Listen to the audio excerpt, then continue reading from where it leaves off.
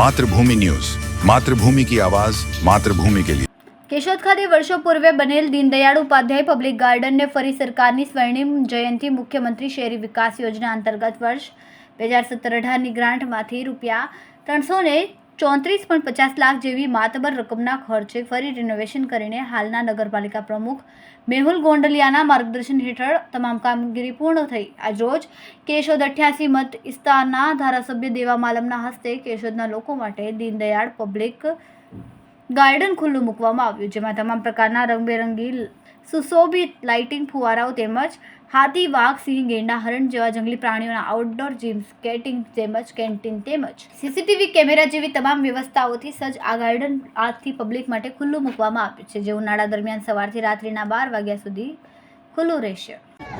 કેશોદના પ્રજાને નજરાણું માટે બગીચાનું લોકાર્પણ કરવામાં આવ્યું છે। 3 કરોડ ને 34 લાખને ખર્ચે આ તૈયાર થઈ ગયેલ છે। તો આ નગરપાલિકા અને પ્રજાને ખૂબ આનંદ અને ફાયદો થાય। આ છોકરા રમત ગમત જોવું, હરવું ફરવું અને બગીચો છે, જેને ડાયાબિટીસ હોય એ અત્યારે આ જે આપણે ખેતર હોય ને એમાં આજે આ લાલ માટીને આ ઓલા ખડનું ઝાડ છે ને એમાં સવારે હાલવાથી એ પણ ફાયદો થાય। એટલે પ્રજાલક્ષી સરકારે અવડા રૂપિયા આપ્યા અને આ પ્રજાને કાયમી યાદ રહે। અમારા સમયમાં આ અમને એટલો લાભ મળ્યો, સરકારે રૂપિયા આપ્યા, તો નગરપાલિકા શહેરના ગામજનો માટે ખૂબ ખૂબ આ ફાયદો થયો। અને પ્રજાલક્ષી પ્રજાના છોકરા છે, દરેકના છોકરા રમત ગમત જોવા, હરવા ફરવા આ એક નજરાણું છે કેશોદનું બગીચો। એટલે આજે એનું લોકાર્પણ કરવામાં આવ્યું છે। આ પ્રસંગે નગરપાલિકાના પ્રમુખ, શહેર પ્રમુખ અને બધા સભ્યો અને ગામજનો, નગરપાલિકાના સભ્યો આજ હસ્તક આ લોકાર્પણ કરવામાં આવ્યું છે। રોજ કેશોદ નગરપાલિકા દ્વારા કેશોદનું નજરાણું એટલે કે બગીચાનું જે 3.25 કરોડના અંદાજિત ખર્ચે તૈયાર થયેલ છે, તેનું લોકાર્પણ માનનીય ધારાસભ્ય શ્રી દેવાભાઈ માલમના હસ્તે કરવામાં આવેલું છે।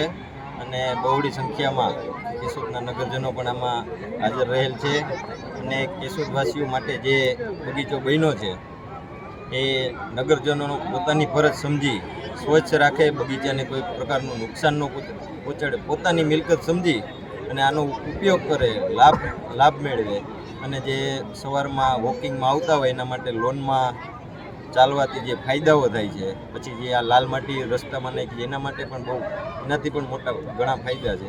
તો આનો લાભ લે પૂરેપૂરો અને સહકાર પોતાનું હોય એવું સમજીને નુકસાન ન પહોંચાડે, સ્વચ્છ રાખે અને આનંદમય બગીચામાં લાભ ઉઠાવે।